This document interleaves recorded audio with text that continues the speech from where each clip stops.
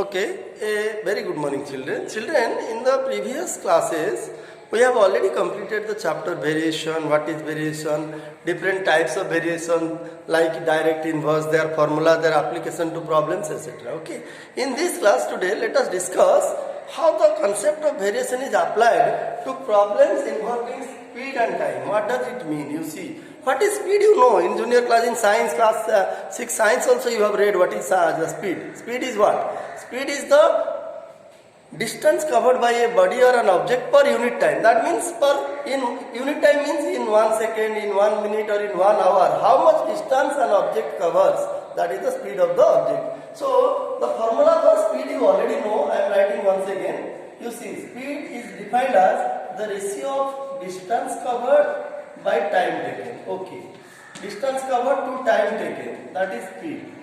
And you know what are the units of speed also. So what are the units? Units of speed, you see. What are the units? Units of speed. The speed of an object, we may express it, you see. We may express it in meter per second. We may express it in kilometer per hour. These are the general units, you see.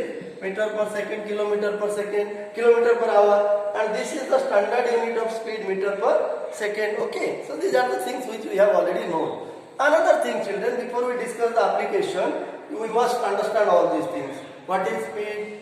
The formula, what are the units of speed? Okay, if there are two units, namely meter per second and kilometer per hour, now the question is how to convert meter per second. Suppose the speed of an object is given in meter per second and you want to change it into kilometer per hour. How will you do so?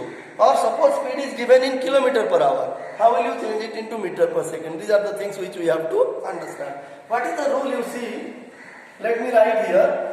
To convert, you see, from kilometer per hour to meter per second, how will you convert? How will you convert the speed from kilometer per hour to meter per second? That is a simple formula. You can simply, the rule is multiply, what is the rule you see? I am just telling you the rule. Multiply the given kilometer per hour, means how many kilometer per hour is given, you multiply it by 5 by 18.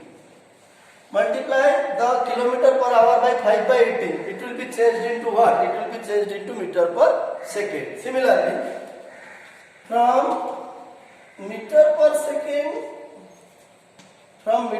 second to kilometer per hour. How will you do? How will you convert from meter per second to kilometer per hour? It is just by multiplying the reverse.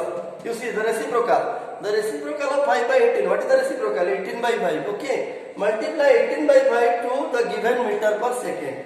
Multiply. What is the rule? You remember?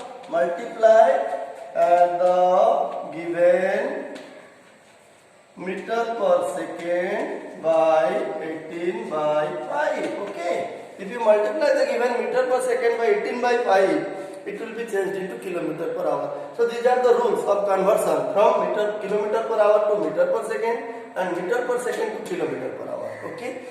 So then, now let me tell you, children, you must be knowing train. When train runs on, you know, train is moving. When a train moves, it crosses many objects. It crosses many stationary objects. So what are the stationary objects? It may cross an electric pole, it may cross a tree, it may cross a bridge, it may cross a tunnel, it may cross a what? It may cross a platform. It crosses so many stationary objects. What is meant by stationary? Stationary means those objects are at rest, they do not move. Okay, and such objects, they have some dimension. Suppose a tree is standing, a pole is standing erect. Erect means straight. Okay, it has some height. That height is the dimension of the pole. A bridge is having some definite length, say 100 meter, 300 meter, 500 meter, like this. Okay, so the bridge is also having some length. That is the dimension of the bridge. So what I mean to say, children, when a train crosses different stationary objects, okay, how to find how much distance the train covers. Okay. Suppose it crosses an electric pole. You know electric pole? Suppose this is an electric pole, AB. AB is an electric pole. It is standing erect and a train is coming and crossing it. You see, a train is coming from this side and crossing this pole. You see, look at the electric pole. It is standing erect. It is having some dimension, length, height. Okay. So what will happen if a train crosses this electric pole? How much distance the train will cover? How much distance a train will cover in crossing this electric pole, which is a stationary object? Okay. How to find out? Now definitely, suppose you see, suppose this is a train. Look at. Suppose this is a train. When the train CD. When the train is having some length, say 200 meter, okay, or 500 meter, suppose 500 meter. Now you just imagine, children, what will happen if this train having length 500 meter crosses this electric pole, which is a stationary object standing erect. How much distance it will cover? Now when it will cross this electric pole, it will cover a distance equal to its own length. That means, what I mean to say, distance covered by the train in crossing, while crossing the electric pole, will be equal to its own length. So this you have to remember. So when a train, you see, when a train crosses, because you see, look at this electric pole, it is standing erect. Erect means straight. So any stationary object standing erect or straight, its dimension means height is not taken into account, it is neglected. Okay. So in that case, if a moving train crosses such type of the object standing erect, okay, then the distance covered will be equal to the own length of the train. So that when a train crosses a stationary object, you see, stationary object, when a train crosses a stationary object, you see, standing erect, when a train crosses a stationary object standing erect, erect means straight, okay. So distance equal to what? How much distance the train will cover? Now distance covered by the train equal to length of the train. You see, length of train. Children, please try to understand what I want to say. This is a moving train. Suppose the length of the train is 500 meters. This is a pole, electric pole. Whatever the height of the pole may be, it is standing erect or straight. Now, when the train will cross this object, stationary object standing erect. So my point is, or the question is, how much distance the train will cover? Now the distance, this is the formula. Distance covered by the moving train will be equal to length of the train. Why? Because it is crossing the electric pole standing erect.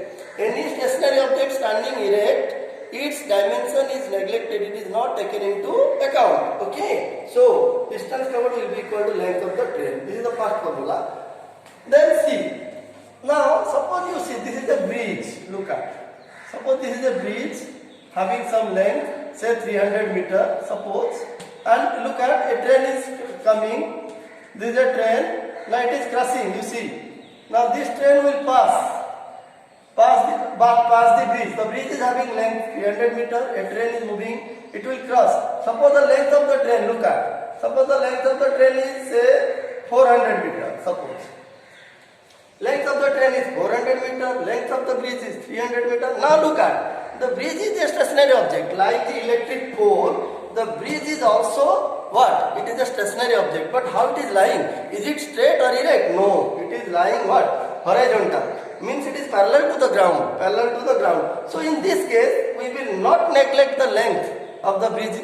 Length of the bridge. We will not neglect the length of the bridge, because even though it is a stationary object, it is lying what? It is lying parallel, horizontal to the ground. So what will happen if a train having length 400 meters will cross a bridge whose length is say 300 meters. So what will happen? Just imagine, children, when the train will cross this one, when the train having length 400 meters will cross a bridge having length 300 meters, what will happen? Now the engine of the train, you see, I am drawing the figure once again.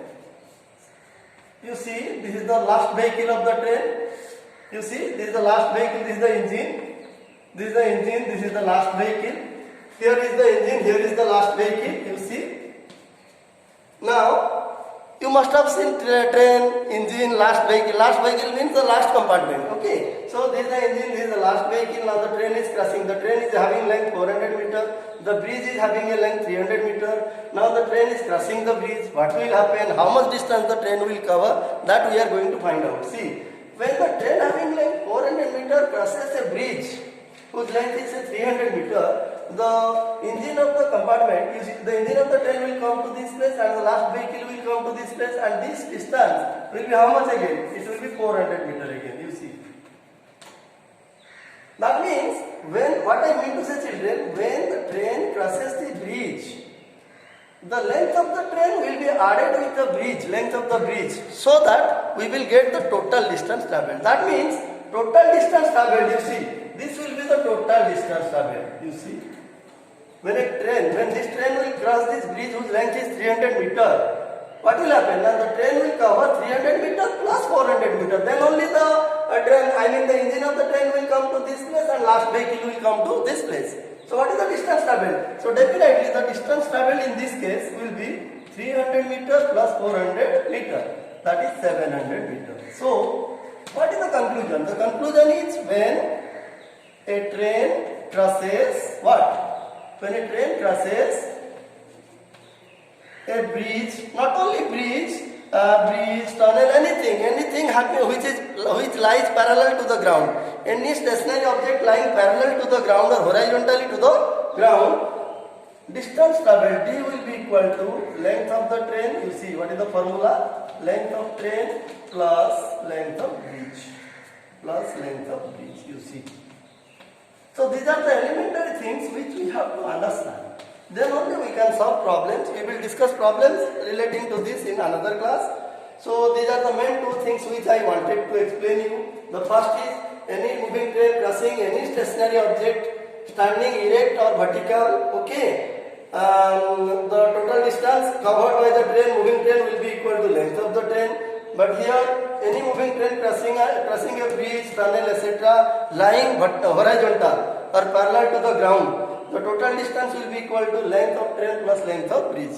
Okay, I think you understood, children. We will discuss its application problem in another class. Thank you.